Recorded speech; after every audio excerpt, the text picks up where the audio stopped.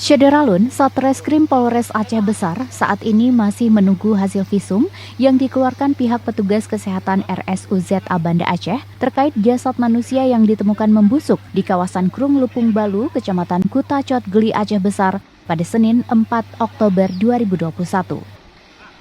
Kapolres Aceh Besar AKBP Riki Kurniawan didampingi Kasat Reskrim Ibtu Zeska Julian Taruna WS kepada serambinews.com Selasa 5 Oktober 2021 mengatakan, untuk saat ini mereka menunggu hasil visum dari RSUZA untuk mengetahui penyebab kematian korban yang ditemukan sudah membusuk. Dikatakan Kasat Reskrim, kondisi korban kemungkinan berkebutuhan khusus. Untuk mayat sendiri ada sebagian yang membusuk dan kemungkinan bisa dimakan binatang liar.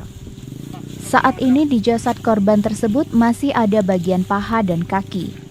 Seperti diberitakan sebelumnya, sesosok mayat manusia yang belum diketahui identitasnya ditemukan sudah membusuk dan tidak lagi utuh di kawasan Krung Lupung Balu, Kecamatan Kutacot Geli Aceh Besar pada Senin 4 Oktober 2021. Temuan mayat ini menghebohkan masyarakat di Aceh Besar. Dari Aceh Besar, Asnawi Lui, Serambi On TV.